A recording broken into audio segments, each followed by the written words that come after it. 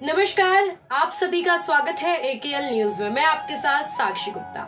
आज हम आपको माता का एक ऐसा दरबार का दर्शन कराएंगे जहां लाखों भक्तों की मनोकामना पूरी होती है।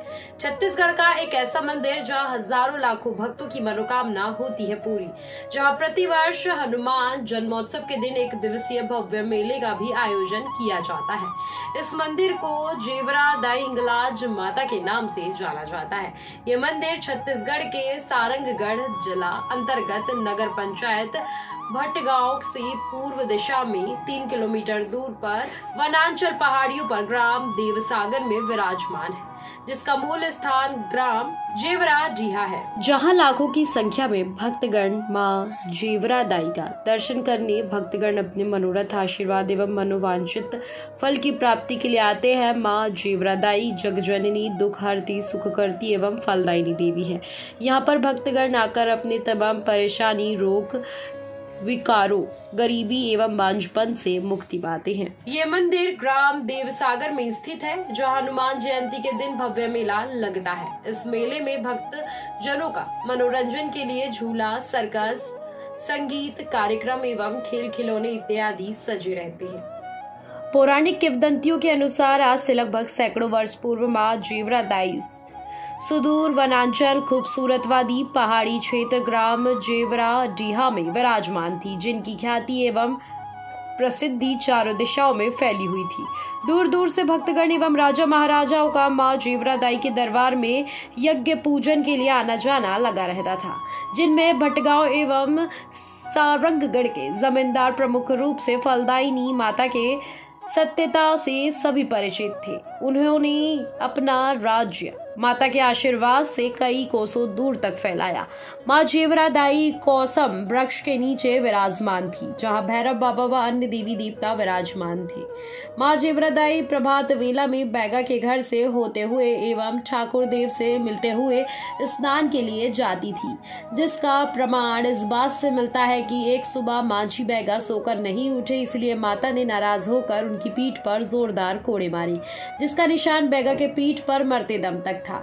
मां जेवरा दाई की इन सब बातों को सुनकर एवं ध्यान में रखकर सारंगगढ़ के राजा ने अपने राज्य में माता को विराजमान करने के लिए सोचा और एक दिन मां जेवरा दाई के पास जाकर कहा कि मां, मैं आपको ले जाकर अपने यहाँ सेवा करना चाहता हूँ। मां जेवरा दाई ने लाख मना किया, लेकिन राजा ने नहीं माना और माता ने राजा के सामने अपनी शर्त रख दी और कहा कि एक पग पर मुर्गी और एक पग पर बकरा और सुबह होने से पहले ही मुझे ले जाओगे, तभी मैं तुम्हारे साथ जाऊंगी, अन्यथा जिस स्थान पर सुबह होगी मैं वहीं रुक जाऊंगी। सारंगगढ़ के राजा ने माता की शर्त को स्वीकार किया। माता की शर्त के अनुसार सारंगगढ़ के राजा मां जेवरा दाई को ले जा रहे थे। माता ने अपने क्षेत्र के भक्तगण की प्रेम स्नेह को समझते हुए भटगांव के जमींदार को स्वप्न दिया कि मुझे सारंगगढ़ के राजा अपने साथ ले जा रहे हैं, परंतु तुम आकर मुझे वहां जाने से रोक लो। राजा ने तुरंत सुबह उठकर अपने सेना एवं दल बल सहित मां जेवरा दाई के तरफ चल दिए।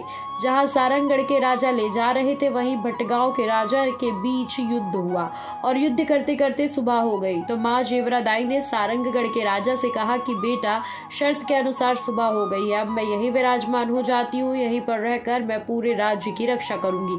तभी सारंगगढ़ के राजा ने ठीक है कहकर माता जेवरा दाई की नाक को काटकर अपने यहाँ अंडोला गांव में ले गए, जहां या फिर जो सारंगगढ़ के जिले में स्थित है, और जहां मां जेवरा दाई विराजमान हुई वो स्थान आज देवी धाम देव सागर के नाम से प्रसिद्ध है और जेवरा दाई को हिंगलाज माता के नाम से भी जाना जाता है। यहाँ प्रतिवर्ष चैत्र पूर्णिमा के दिन एक दिवसीय मेला लगता है। आपको बता दें कि मेला एक दिन का ही लगने का एक प्रमुख कारण है कि एक दिन मेला खत्म होने के बाद बैगा माता के स्थान पर पूजा पाठ करके घर चला गया। घर पहुंचते ही बैगा को पता चला कि वो अपना खड़गा को माता के प्रांगण में ही भूल गया। खड़गा को लाने के लिए वो पुनः वापस माता के दरबार गया, तो उसने वहां पहुंचते ही अपने पैरों तले उसकी जमीन खिसक गई। वहां पर बैगा देखा कि माता अपनी 21 बहनों के साथ खेल रही हैं। माता के सेवकगण बाघ, शेर, कटे बकरों के खून का रसपान कर रही हैं। माता को ज्ञात हुआ कि बैगा वापस आ गया है उसने बैगा को बुलाकर कहा कि जी हाँ, माता ने बैगा को बुलाकर कहा कि आज के बाद यहाँ चैत्र पूर्णिमा के रात्रि को इस स्थान पर कोई नहीं रुकेगा, जाओ तुम्हें जीवन दान देती हूँ। इतना कहकर बैगा को अपना घर भेज दी और तब से लेकर आज तक मेले के उपरांत वहां कोई नहीं रुकता।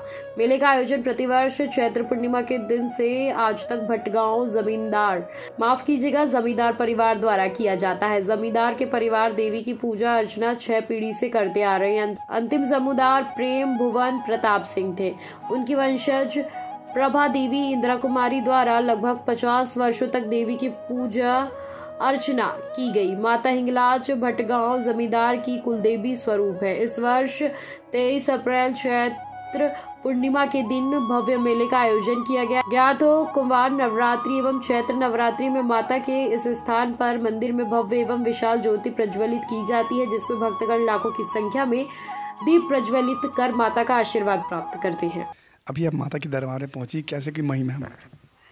माँ की तो बहुत महिमा है। मैं तो हर साल आती हूँ यहाँ। और ये जो माता है वो जेराडी बोलते हैं इस गांव को, और जेराडी में ही विराजमान है माता। और इनका एक रूप देखा जाता है आसपास। इनके शायद बहन बोलते हैं, हिंगलाज माता है वो। कहाँ है वो? यह देवसागर में है। देवसागर ग्राम भटगांव से 4 किलोमीटर पड़ता है। बहुत ही पवित्र और पावन धाम है। नवरात्र में वहाँ भी कुछ ऐसा माहौल रहता है? बहुत अच्छा मेला का माहौल रहता है। लाखों दर्शनार्थी आते हैं, दर्शन करते हैं अपनी मनोकामना के लिए। और ज्योत वगैरह तो इतना जलता है यहाँ की ना, लाखों की संख्या में जलता है। लोग जो जलता है वो तेल का भी और घी का भी जलता है। काफ़ी भक्त लोग आते हैं दर्शन करने के लिए और जो जलवाते हैं, अपनी मनोकामना पूर्ण करवाते हैं। आपका परिचय? मैं श्रीमती जयश्री साहू भटगांव से हूँ। अभी आप माता के दरबार पर पहुंची है, कैसी यहाँ की महिमा है माता की? यहाँ की महिमा है, जैसे किसी को कुछ भी मनोकामना मांगना है, मांग लेते हैं, उनको भगवान पूरा करती है। तो यहाँ सब आते हैं। आप कितने सालों से यहाँ मंदिर पर आती है, कब से जानती हैं? पिछले 21 सालों से, जब से शादी हुई है तब से। तो आप लोगों ने भी कोई मनोकामना रखी थी, क्या वो पूरा हुआ? अब भगवान तो बिना मांगे सब कुछ दे दिए हैं, बाकी जो मनोकामना करते हैं पूरा होता है। हाँ। आपका परिचय? शकुंतला किशरवानी भटगांव से हूँ। कहाँ से हरा आपने?